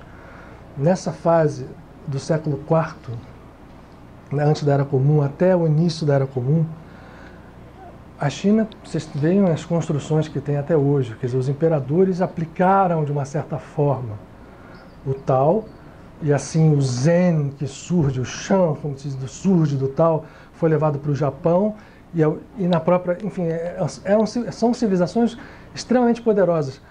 E hoje, infelizmente, o que a gente vê em muitos casos é eles usarem esse potencial ao se ocidentalizarem para deturpar muitas coisas, mas com uma vantagem absurda em relação ao Ocidente. Porque vem um músico chinês, por exemplo, um músico japonês, a forma como eles aprendem as coisas, como eles abordam. Infelizmente, o que a gente precisa é de espiritualidade dentro disso, que hoje a civilização chinesa, não sou eu para julgar, mas aparentemente não... Mas vem lá, a gente começa a falar e não paro, vamos ler. A primeira passagem do Tao diz o seguinte: o Tao que pode ser pronunciado não é o Tao eterno. O nome que pode ser proferido não é o nome eterno. Estamos falando de duas coisas aqui. A gente falou de Tao e de nome. Porque antes do nome é o Tao. Quando surge o nome, eu já comecei a dar uma aparência de linguagem na história. Então, mas ainda assim, o nome que pode ser proferido não é o nome eterno. Ao princípio do céu e da terra, eu chamo não ser. Nada, Ain. A mãe dos seres individuais, eu chamo ser. Olha que coisa fantástica. a mãe divina da tradição védica, Binah da tradição cabalística. É da mãe que vem o ser. Para cá nós estamos falando para cima de tudo que é um não ser, mas precisa do ser para existir. No fundo, então, a criação dos universos é fruto da mãe cósmica. O Tao compartilha essa abordagem, esse entendimento com todas as tradições, e isso só foi reintegrado no cristianismo pelos templários, quando, indo a Jerusalém e vendo os escritos que eles tiveram acesso, trouxeram isso, os escritos cabalistas, sufis e tudo mais, trouxeram isso para alguns padres da igreja e estabeleceram os cultos marianos. Associaram a Mãe Divina a Maria, Mãe de Jesus, que, de uma forma muito interessante, é chamada na Ave Maria clássica de quê? Mãe de Deus, né? Que é um paradoxo por si só. E as pessoas tiram, mas enfim, tem uma razão. Então, o princípio do céu e da terra chamo não ser. A mãe dos seres individuais eu chamo ser. Dirigir-se para o não ser leva à contemplação da maravilhosa essência. Olha a palavra que está sendo posta aqui. Dirigir-se para o ser leva à contemplação das limitações espaciais. Pela origem, ambos são uma coisa só, diferindo apenas no nome. Em sua unidade, esse um é mistério. O mistério dos mistérios. O portal por onde entram as maravilhas. Sendo sincero, eu não precisaria ler mais nada do que vai seguir aqui para vocês, porque está posto aqui tudo o que Lao Tse, na sua percepção, e ele era um mestre, um avatar, entendeu da criação do mundo, que eu me esgoelei aqui tentando falar para vocês antes de ler, porque no fundo é isso. A razão, a história prática dessa história é porque nós saímos daqui e vamos encarar nossa vida prática amanhã, cheio dos problemas que a gente vive, e vamos continuar presos dentro dessa caixa, esquecendo que a solução está lá. Padre Pio vai usar uma linguagem dizendo ora, Yogananda vai dizer ora e medita. Vai na essência, e foi isso a palavra que surgiu. Começa a resolver onde as coisas são resolvidas. Vamos voltar para Jesus? Procura primeiro o Espírito, o resto vem de acréscimo. Está claramente dito isso. E isso foi mostrado a... não é cansar, mas a extensão por todos mostraram isso, provaram isso para nós. E a gente continua se debatendo. Então, assim, a gente vai sair, mas pelo amor de Deus, então, que a gente procure entender que é possível jogar a minha consciência. Como está dito aqui, vou repetir, por isso eu disse que não precisava ler mais nada depois. O tal que pode ser pronunciado não é o tal eterno. O nome que pode ser proferido não é o nome eterno. Ao princípio do céu e da terra, eu chamo não ser. À mãe dos seres individuais, eu chamo ser. Dirigir-se para o não ser leva à contemplação da maravilhosa essência. Dirigir-se para o ser leva à contemplação das limitações espaciais. Pela origem, ambos são uma coisa só, diferindo apenas o nome. Em sua unidade, esse um é mistério, o mistério dos mistérios, o portal por onde entram as maravilhas. E é uma verdade. Os milagres, que nós chamamos de milagres, as maravilhas da nossa vida, as mudanças que a gente consegue. Como é que foi isso? Deu nada, foi um milagre, uma coisa que parecia que ia para um lado, foi para o outro. É claro que a gente não vai, de repente, tudo que a gente quer consegue, porque certas coisas são fatais, no sentido de que todos nós um dia vamos deixar esse plano físico, de algum momento ou de outro, mas enquanto estamos aqui, os nossos processos podem ser mudados, transformados. Se a gente não consegue de uma forma, ou não consegue hoje, não significa que eu desista das coisas que me desafiam amanhã. Porque o que também nos encaixa numa ilusão absurda é como eu vejo algo e falo, tá vendo, isso aqui não deu certo, por que eu vou acreditar nessa história? Estou vendo tudo dar errado ao mesmo tempo, larga para lá. infelizmente, né? Mas é que o errado é o certo. Esse errado é o certo. O que você chama de errado, na verdade, não é errado, o que a gente chama, né? Larga para lá coisa nenhuma. Deixa eu entender isso aqui com toda precisão. Por que mestres como Paramahansa Yogananda, hoje a gente tem aquele documentário, tem no Awake, tem uma frase, o Yogananda que viveu isso com uma intensidade real, que fez a vida dele a partir disso, com provas e provas e provas e provas dessa verdade.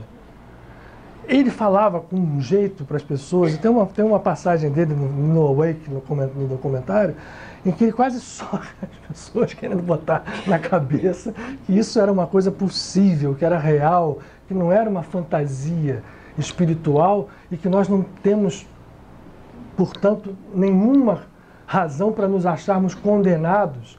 Voltando à história do paraíso, Adão e Eva saem do paraíso para um estado kármico, mas o fato é que eles jamais deixaram de ser o que são. Esta essência é imutável, ela está dentro da gente, ela vive ali, oculta. A gente precisa acordar para a nossa comunidade cósmica, né? Não dá mais para a gente começar a achar coisas que só nos trazem dor e sofrimento. Vamos lá, vê o que eu marquei. Aí fala da não ação. Voltando, porque o que ele diz? A gente agir, a gente vai... Você não quebra uma montanha dando cabeçada. Mas se eu puser um pingo d'água, a água vai levar e vai fazer um buraco e vai cavar e vai achar o seu espaço. Claro que isso é uma metáfora, porque aí, na nossa prisão de tempo e espaço, você fala, pô, mas eu não quero ficar pingando água numa montanha até furar. A minha vida não vai ter esse tempo. É a nossa reação natural. Mas isso tem que ser tomado apenas como uma estrutura de entendimento da vida. Eu preciso confiar que existe algo agindo no qual eu estou mergulhado, que quando a minha consciência toca esse nível, esse processo abre. E aí vem coisas mais... O pingo d'água é só para dar a noção da força que tem com o que ele diz aqui. O maior bem é como a água. A virtude da água está em beneficiar todos os seres sem conflito. Ela ocupa os lugares que o homem despreza. Portanto, é quase como o tal. Para a moradia, o bem se manifesta no lugar. Para o pensamento, o bem se manifesta na profundidade. O bem da dádiva se manifesta no amor. O bem da palavra se manifesta na verdade. No governo, o bem se manifesta na harmonia. No trabalho, o bem se manifesta na competência. No movimento, o bem se manifesta na oportunidade de ação. Quem não se destacar por isso, quem não se destacar, ficará por isso livre de críticas. Querer segurar alguma coisa e com isso fazê-la transbordar não vale a pena. Querer usar alguma coisa e mantê-la sempre afiada, isso não pode durar muito tempo. Uma sala repleta de ouro e pedras preciosas ninguém pode proteger.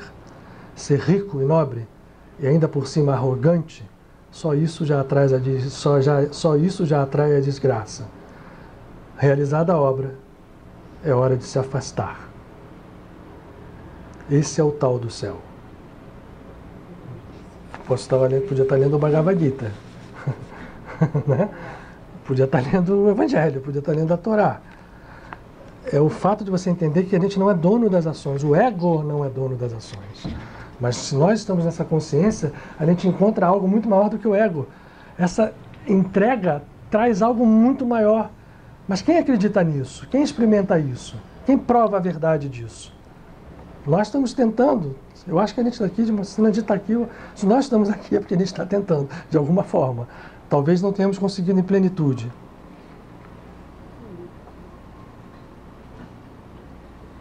Olha que legal essa parte aqui. Falando do nada. E falando primeiro... Serás capaz, pergunta ele, de educar a tua alma para que ela abarque a unidade, sem se dispersar? Serás capaz de unificar a tua força e conseguir a delicadeza de uma criança? A gente falou das artes marciais. unificar a força e conseguir a delicadeza de uma criança? Serás capaz de purificar a tua visão íntima até torná-la imaculada? É o não julgamento de um avatar como Jesus de Nazaré. Quando você purifica a visão até torná-la imaculada, bom e mal, justo e injusto passam a ser vistos com uma equanimidade surpreendente, o que desafia muito o nosso estado de percepção da vida. Serás capaz de amar os homens e governar o Estado de modo que fiques sem conhecimento? Isso aqui é total confusão, ótima confusão. Serás capaz de, quando se abrem e se fecham as portas do céu, ser como a fêmea de um pássaro? Isso é um Kwanzaa, hein? Vou ler de novo. Serás capaz de, quando se abrem e fecham as portas do céu, ser como a fêmea de um pássaro? Isso é profundo. Eu não me atrevo a explicar para vocês. De jeito nenhum. Cada um perceba do seu jeito. Os aforismos, seguidamente, eles vão se explicando, se complementando. Vão fazendo sentido. Eu estou fazendo uma brincadeira aqui, mas é isso aí. O sentido, ele é, vamos chamar assim, ele é superlinguagem, super expressão. Ele não se prende à linguagem como a gente a define. É um desafio exatamente por isso. Por que o Zen tem os seus kwans que não significam nada, aparentemente? Por que a Kabbalah fala de 4 níveis quando ela diz: esqueçam a história que está sendo contada na Torá, do Abraão, do Isaac, isso tudo tem níveis. É o aparente do aparente, mas eu não quero o aparente do oculto, melhorou. Não quero. É o oculto, né, do aparente, o oculto do aparente, o aparente do oculto, não quero. O oculto do oculto começou a ficar melhor. É desafiador. Serás capaz, continua, de com a tua clareza e pureza interior penetrar em tudo sem precisar de ação? Produzir e alimentar, produzir e não possuir, agir sem guardar para si, aumentar sem dominar. Essa é a vida secreta.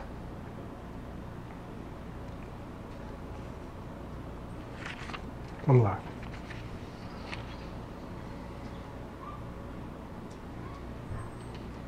Olha só que legal. Eu peguei poucas, né? Mas vamos lá. Lembre-se que está tudo relacionado à primeira. Procuramos por algo que não vemos. Seu nome é semente. Procuramos por algo que não ouvimos. Seu nome é sutil. Procuramos por algo que não sentimos. Seu nome é muito pequeno. Essas 3 coisas são inseparáveis. Por isso, entrelaçadas, formam o um. Seu aspecto superior não é luminoso, seu aspecto inferior não é escuro. Nascendo continuamente, não se pode nomeá-lo, pois ele retorna ao não ser. A isso dá-se o nome de forma sem forma, imagem sem objeto. A isso dá-se o nome de caos misterioso. Indo ao seu encontro, não lhe vemos o rosto. Seguindo-o, não lhe vemos as costas. Quando nos apegamos ao caminho antigo para dominar o ser no qual vivemos hoje, podemos conhecer o velho princípio. Isso quer dizer o fio condutor do tal, mas não o tal.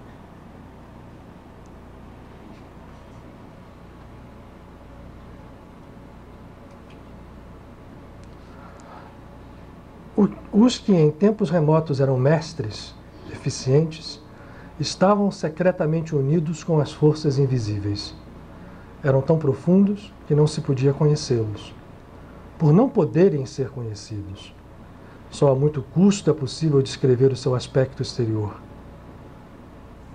Quem pode, como eles, no silêncio, iluminar pouco a pouco as trevas? Quem, como eles, pode produzir pouco a pouco a serenidade?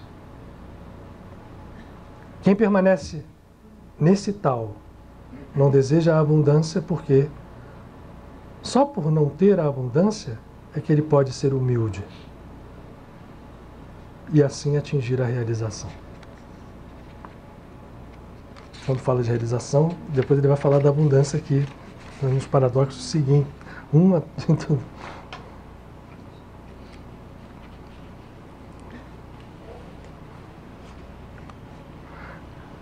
Cria em ti o vazio, até o grau mais elevado. Preserva a tua serenidade até o estado mais completo. Depois, tudo eleva-se simultaneamente. Eu vejo como as coisas evoluem. Todas as coisas, por mais diversas que sejam, retornam à sua raiz. Retornar à raiz significa serenidade. Serenidade significa voltar ao destino. Voltar ao destino significa eternidade. Conhecimento da eternidade significa clareza. Quem não conhece a eternidade acaba em confusão e pecado. Mas quem conhece a eternidade torna-se tolerante, pois a tolerância leva à justiça, a justiça leva ao domínio, o domínio leva ao céu, o céu leva ao Tao.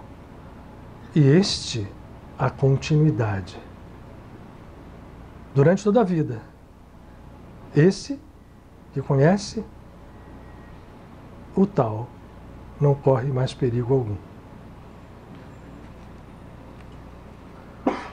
Esse aqui fala legal para quando um grande soberano governa, o povo mal sabe que ele existe. Os menos grandes são amados, são louvados. Os ainda menores são temidos. Os mais inferiores ainda são desprezados. Quão ponderados devemos ser com as palavras. Terminada a obra, os negócios seguem o seu curso. E as pessoas pensam, somos livres. Essa daqui, essa aqui bate duro, né? Mas eu vou falar, deixa eu economizar essa aqui, mas que o pessoal, gostei, né? Essa aqui não aceito, mas vamos lá. Quando se perde o grande tal, aparecem a moralidade e o dever. Quando a inteligência e o saber prosperam, aparecem as grandes mentiras. Quando os parentes próximos discordam, aparecem o dever filial e o amor de família. Quando os estados estão em desordem, aparecem os funcionários leais. Eu li aqui. Não, ninguém é obrigado a concordar, tá? Mas é uma coisa que fala muito profundo, vai falando. Luiz, eu lembrei, você lendo esses 3 últimos, tem um livro maravilhoso, é o Tao em Quadrinhos. Eu conheço. Tem em quadrinhos, tem exatamente eu conheço. É interessante, O quadrinho suaviza, né, a história. Tem, mas é muito profundo, porque é bem sintético e bem profundo. E aquele livro do Thich Nhat Hanh, que é Nada a Fazer, Ir a Lugar Algum. Esse eu não conheço, eu conheço o Tao em Quadrinhos. Um monte de vietnamita, ele está para vir ao Brasil. Esse é muito bom. E um filme que é recente, eu até fui checar no meu celular para ver se era isso mesmo. É a história de um atleta que parece ainda vivo e é o Tao. É Poder Além da Vida, o nome do filme. Poder Além da Vida, é sobre uma história real. Vocês estão ouvindo aí? Não? Não? Tem que falar porque a gente está aqui, tudo. As pessoas na internet reclamam, chama-se Poder Além da Vida, é um livro, um filme que você está recomendando. Que é sobre um atleta internet, então, o pessoal que ainda não ouve. está vivo. É um filme de um atleta que está vivo ainda. E que tem a experiência do Tao, né, dessa transcendência. Poder Além da Vida. E o livro do monge budista vietnamita Thich Nhat Hanh, eu conheço ele, Thich Nhat Hanh eu conheço, mas eu nunca li nenhum livro dele. Muitos livros maravilhosos. Esse livro é Nada a Fazer, Ir a Lugar Algum. Obrigado. Essa aqui todo mundo conhece, mas eu vou ler. Essa já rodou, transcende o espaço do livro. Tem até na internet, naqueles memes, né, que as pessoas colocam naqueles posts bonitinhos. Quem conhece os outros, porque isso aqui é mais tranquilo. Quem conhece os outros é inteligente. Quem conhece a si mesmo é sábio. Quem vence os outros é forte. Quem vence a si mesmo é poderoso. Quem se faz valer tem força de vontade. Quem é autossuficiente é rico.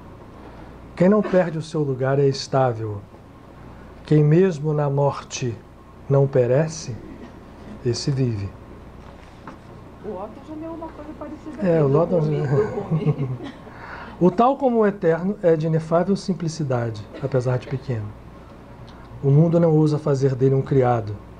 Se reis e príncipes pudessem cuidar dele dessa maneira, todas as coisas se mostrariam hospitaleiras.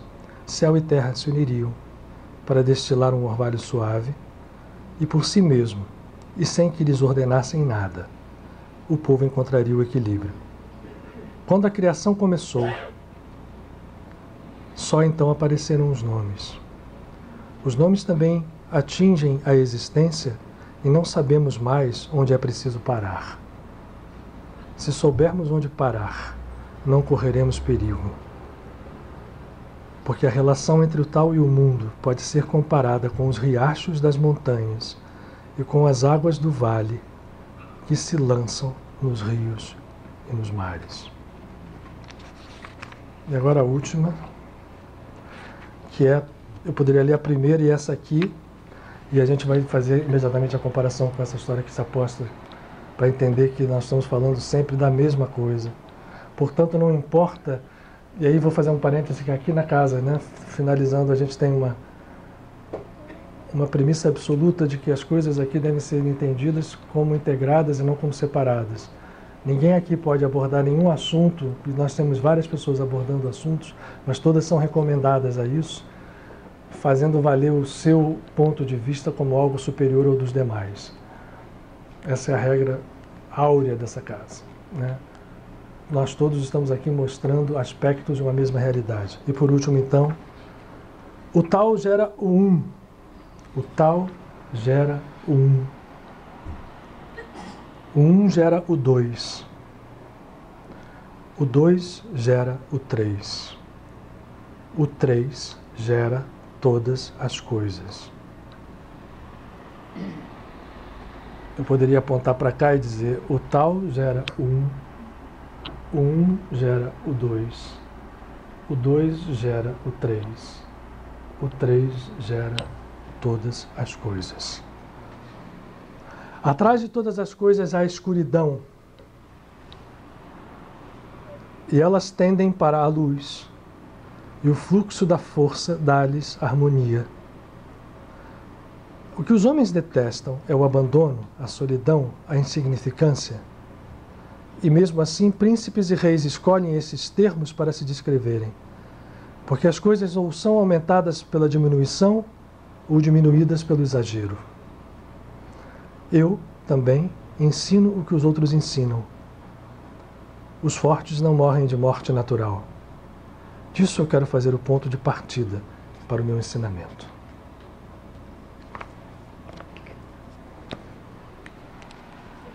Porque eu acho que talvez fique aqui hoje como coisa prática. A gente viram que a gente não se... Ai, se a gente tivesse tido essa intenção de se aprofundar em visões como Lao Tzu traz no tal. O que a gente quis dizer hoje aqui é assim, em termos práticos. Nós estamos num momento em que é preciso que nós entendamos que a realidade verdadeira é invisível, e o que nós temos que fazer é canalizá-la para que ela se torne visível o mais rápido possível dentro da nossa sociedade, num planeta em absoluta transição, em que nós estamos sendo assistidos como crianças, no sentido então assim, num berçário cósmico, mas que estão num processo em que o caos acontece porque há uma ordem por baixo dele surgindo. E nós temos que ter esta convicção absoluta e caminharmos assim. Quando a gente faz isso, dois resultados imediatos acontecem. Começa a refletir na nossa vida pessoal o processo, e por absoluta congruência e continuidade, isso se reflete no universo inteiro. Mas é claro que no universo inteiro, mas muito mais propriamente dentro do campo onde nós estamos atuando, que é o campo da nossa família, o campo da nossa comunidade, é o campo do nosso país, é o campo do nosso planeta.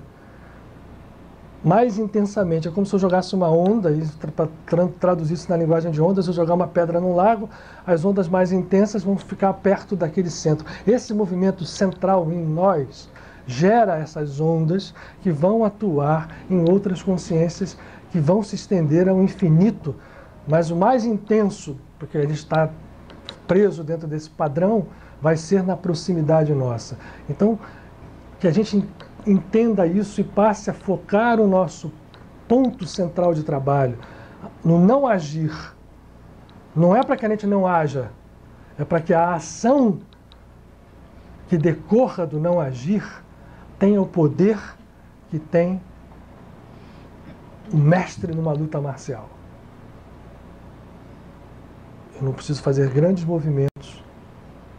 E eu recomendo até que vocês vejam mesmo no rei Ueshiba,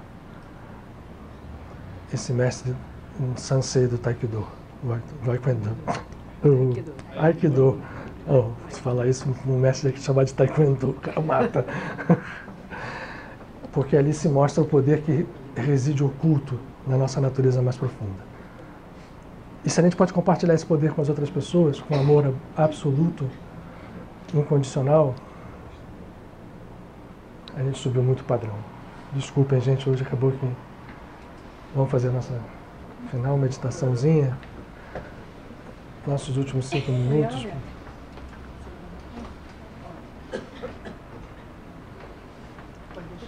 Eu sempre recomendo que vocês cheguem antes, porque a gente acaba, pela empolgação, não tendo tanto tempo no final para fazer uma meditação como deveria.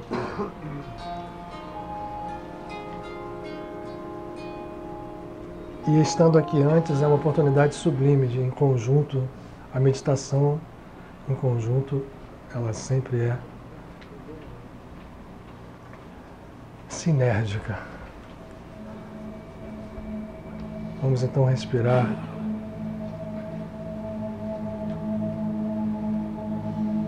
De modo atento e abrindo a nossa percepção para aquilo que está à nossa volta, que nós estamos circundados hoje, de seres de outras esferas, que nos visitam. E eu sempre me questiono, mas aprendi que mérito não funciona dentro desse padrão. Então significa que não é por mérito, não será nunca por mérito, como a gente entende, que recebemos a visita de tais seres. Que a nossa respiração seja o elo para que a nossa consciência se estenda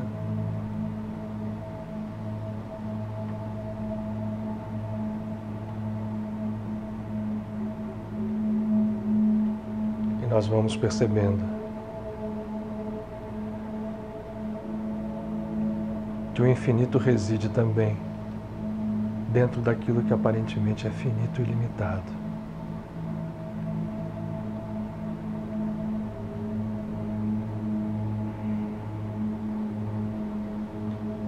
E cada um de nós,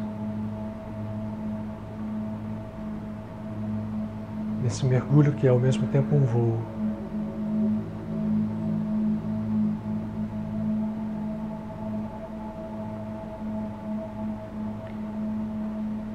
dirigido aonde a essência é a mãe de toda a realidade. Encontre ali a semente e a âncora, que é ao mesmo tempo um motor de potência absoluta.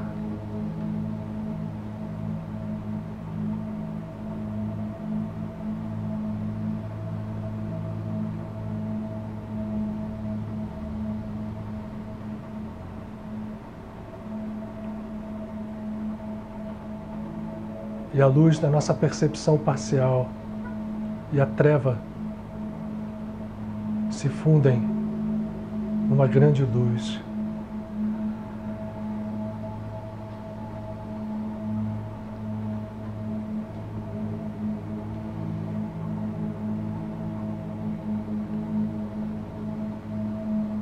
E a cada movimento de inspirar e expirar, compomos um ciclo cósmico no universo de nós mesmos.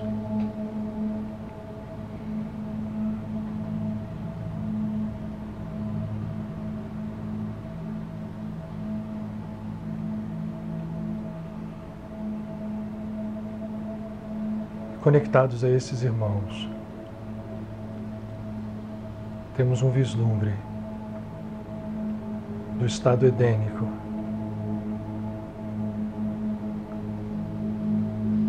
e nesse dia de hoje, em que as fendas de espaço e tempo se abrem, entregamos com absoluta humildade o nosso melhor para que a cura, no seu sentido mais profundo e real, se manifeste, nos libertando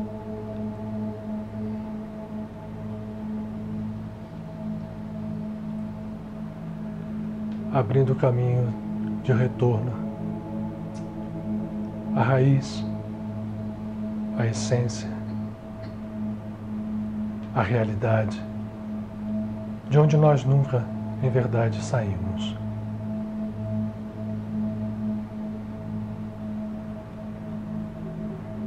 E agora, no idílio do silêncio,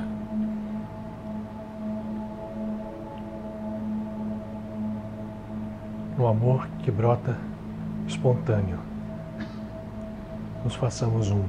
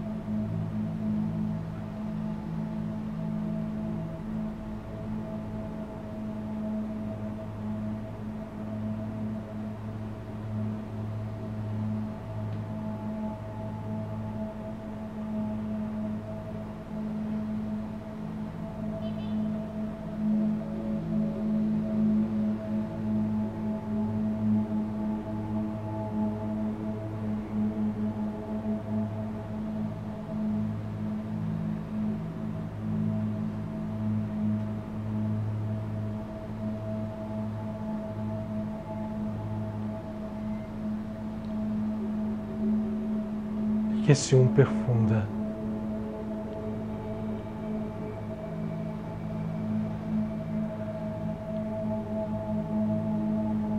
como unção de luz,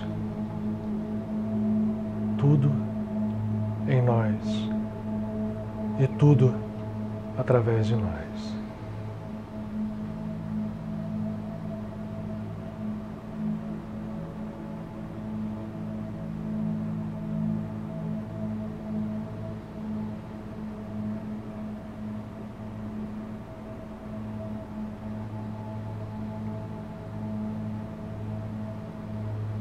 E assim o seja sempre.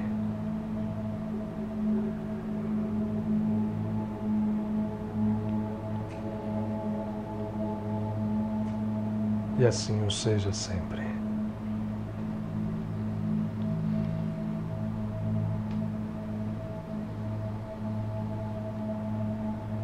Até que seja apenas o silêncio a falar.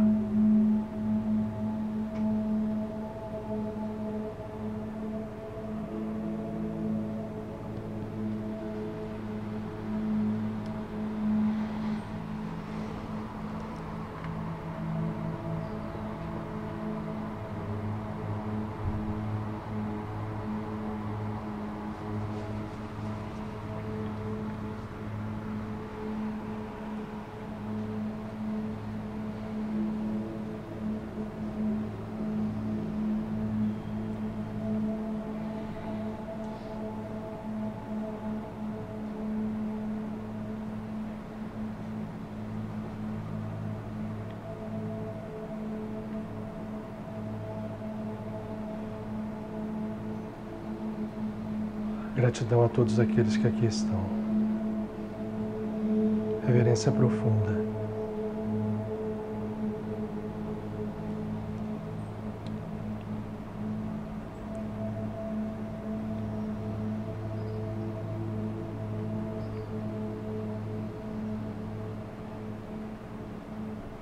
cada um de nós possa ser um canal e um mensageiro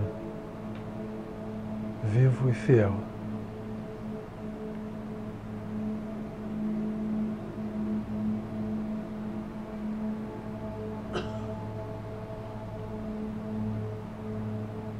Sempre, sempre.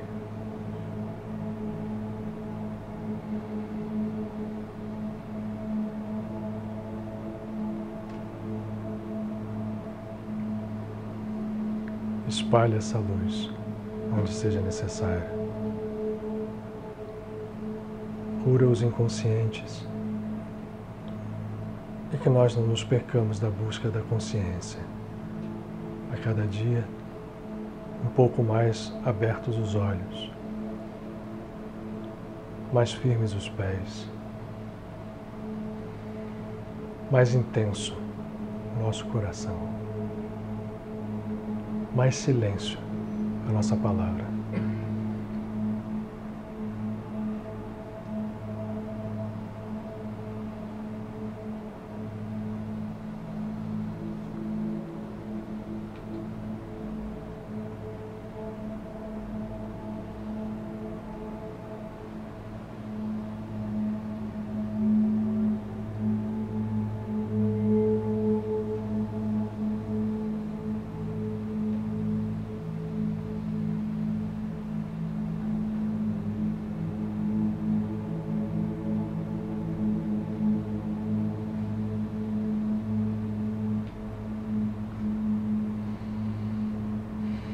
Que o som universal seja o fio que nos conduza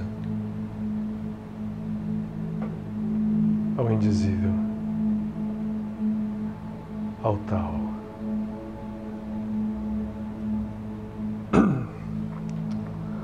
Graças. Aos pouquinhos, cada um de nós vai conduzindo o seu corpo ao controle, aproveitando tudo aquilo que está sendo compartilhado conosco por essas consciências que estão aqui presentes e que levam aonde a nossa oração estenda o que estamos recebendo aqui.